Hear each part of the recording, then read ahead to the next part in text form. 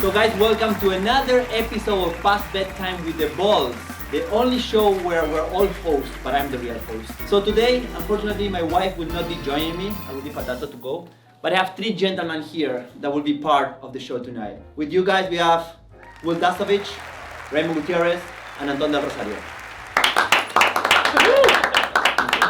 How are you guys? Yeah, we're doing good, you know. Congratulations on the new show. Oh, yeah. Thank you so much. I had no idea. This is the second episode. We never thought we'd make it through after the first one, but here we are, starting from the bottom. Now we are here. Yeah. Second episode. Hopefully there's a third. Hopefully there's a third. So Phil and boys that you're watching this, remember third episode. Okay, Anton, let's start with you.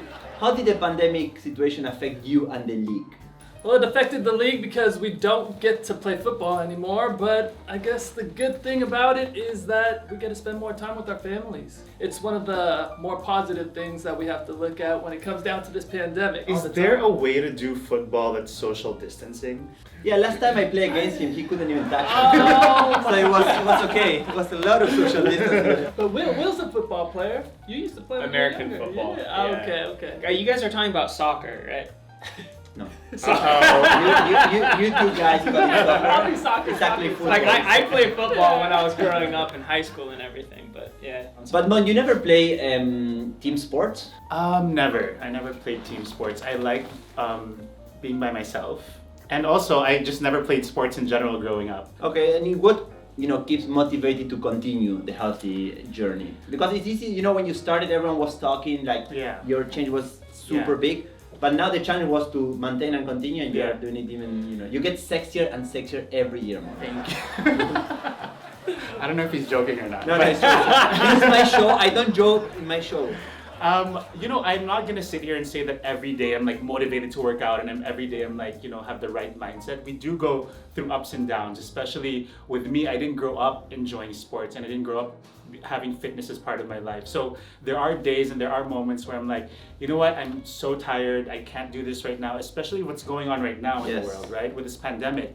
I'm lucky enough that I was able to order some equipment to have at home. I know not everyone has that luxury, but at the same time, even if you can work out at home, sometimes you're just not in the right mindset. Correct. There's so many problems in the world. Sometimes you just want to like watch TV and eat, But as soon as I do it, and as soon as I get that rush of like, okay, this feels really good, and it keeps me in a really good mood, my body looks for it. So I think one of the challenges is really having time. I try to do it in the morning. As soon as I wake up, I don't even think about it. I'll just just work out.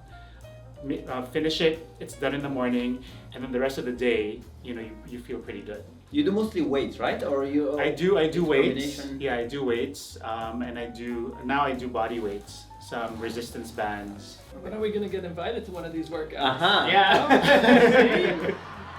I don't know if you can lift as heavy as me. I might be skinny and small, but I can do it, bro. Well, Nico doesn't even need to train. He was born into this as a stallion. This is BS.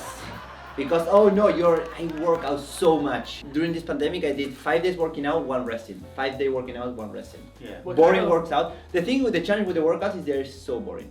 For me, coming to run or sprint or do push-ups, I do all body weights or cardio. It's so boring. It's just you have to have that mindset like it's not what I'm doing. What I'm doing it is for the after, like how you make you feel after. You feel more relief. You have a better day. Exactly. So that's what kind of And you keep looking for that feeling. After a good workout, you're like, I need to do this every day. endorphins. Yes. But would you say if you didn't exercise, you'd still have a six-pack? No. He said he was born. No. He said that he got his six-pack at 6 years old. Yeah, but that was a joke. That was a joke for Mond because we were talking and but no, definitely not. That's what everyone says. Like, you don't need to work out. No, I work out a lot. If I wouldn't work out, I wouldn't be fit. I would still beat Anton at football without working out. But yeah. So tell us about. What's the question? I've been trying to bring the question to you, but I don't know how to do it. I know, dude. I see it in your face. I see him in his face. He's like trying to think it. How do I do this casually? Guys, No, okay. This is his second episode, alright? Give him a break. Yes, please. Now tell us about the time you faced the biggest challenge of your life. Cancer. There you go. Just throw You have it to say out. it. You have to say it. Yeah, Maybe know? you cut the part that I say cancer. That's why I paused it. So you. No, it's all right, I think his followers and everyone at Philam knows about that. Okay. Yeah, and anything that's dark, we could also make light out of it. But yeah, the biggest challenge in my life, I'd say definitely was when I first got diagnosed with cancer. And it came at an impeccable time in my life because it was when I was at the top. I'd been working all these years to get to where I am. Finally, I made a name for myself. The whole vlog thing started working out. I finally became successful in my career, and then it's like the world just stopped. Something I never expected. No one would ever expect. And it was just something I had to face. And it's super difficult whenever you're faced with a challenge that you know nothing about. But what I did was I just took it one day at a time. And that's all you can do with anything, is take everything one step at a time and learn about whatever your situation is and find all the possibilities about what you can do to help your given situation. But not only that, you took it and you used to inspire a lot of people. Like you took the bad news and you really used it in a very positive way. Well, what I learned how to do through content creation and traveling and everything, life is full of ups and downs, and there's so much crazy and negative stuff unfortunate events that happen in your life. But I found a way to always make something positive out of it. So in this event, you might think initially, oh my God, this is the end of the world, and it's so devastating. But I figured out, how do I make this useful, or how do I create value out of this crazy situation? And what I realized was, I just went back to my roots. Why do I do everything I do? Why do I create content? Why do I make these videos for people? And it's to make a positive impact, to influence people in a positive way. And I just figured out, maybe there is a reason. Well, Nico, I wanted to ask you a question. Wait. As the host, I allow you to ask me a question. Go ahead. Well, I know I haven't met baby Tilan because I know she's sleeping, but I wanted to ask you, now that you're a new dad, what are the biggest adjustments for you and Sauce as new parents? So I think, since Tilan was born January 1, everything changed. Like priorities, it's all like, before your priority was your career or to whatever it was, like, making money, staying healthy, that changes. Today, priority number 1 is Tilan. So we plan whatever we do during the day, during the week, and say we plan it through like how will this impact, having Tilan with us. And especially during this pandemic, during this quarantine, I think it was awesome because I really enjoy her in ways that I wouldn't have been able to enjoy Tilan if I wouldn't be here 24/7. Yeah, you would be in the office and then just come back at night. Because right now I have, my mornings with her, my afternoons with her, and like if I miss her for like I'm working the computer, like home office, and if I miss her, I can just walk and be with her for 20 minutes, and it's great. You see her growing per day. Every day she's different. Every day it's something new. Every day it's something she learns, and they're so pure and like for them everything is new. So it's like, it helps because at times like this is when you stop and you think, okay, wait, where are we standing? When it's the first time we all face a worldwide pandemic, but I think if something the pandemic did is like make us stop and look around where we're standing, what is really important in life, and then you appreciate, family, friends, a lot of things that sometimes you take it for granted. And with Tilan, that was exponentially bigger because you really enjoying her. So, before having a baby, like everyone tells you, oh, it's gonna be amazing, it's gonna change your life. And for me, it was like, yeah, it might, but you really don't feel it till it actually happens. The first time you hold your baby in your arms, it's like, okay, now I understand what everyone was trying to explain me that you cannot understand till actually, till it happens. Well, I know she's not here, but I wanted to talk about Solen. And how is she as a mom? Okay, first of all, she's always present. Everywhere. She's listening. She's listening to everything. No, so Solen as a mom, it's incredible. It's incredible. She is a wonder mom. She wakes up at night. She like have this special connection with Tilan. She understands what Tilan wants no matter when. Like me, sometimes I see her a bit, crying. I'm like, what's going on? She knows, oh, she's hungry. How do you know? Oh, she's tired. How do you know? Check the diaper. How do you know? It's like, it's this mom thing. Yeah. And something that she does that I never seen in my life, she makes Tilan poop. So basically, no. I wish she was here. Okay, tell us more, Nico. Basically, okay, when they're babies, one of the biggest worries like, did she poo today? Did she poo? Because if they don't poo, they get fussy and you don't sleep at night, and then divorce come and all that. Escalated quick. Will is taking notes. Taking notes. Alodi is pregnant, we talk about this. So basically, Solen puts Dylan in her bed and she goes like that. And Dylan looks at her and she goes like, and this kind of they correct. Wow. And she poops every time, 100% of the times. That's a mom-daughter connection. I have never heard of that magic. technique before. No. You have to. I have a lot of moms in my life. A lot of our friends are moms, but I've never heard of this technique. Anyways, Anton, how are you staying motivated?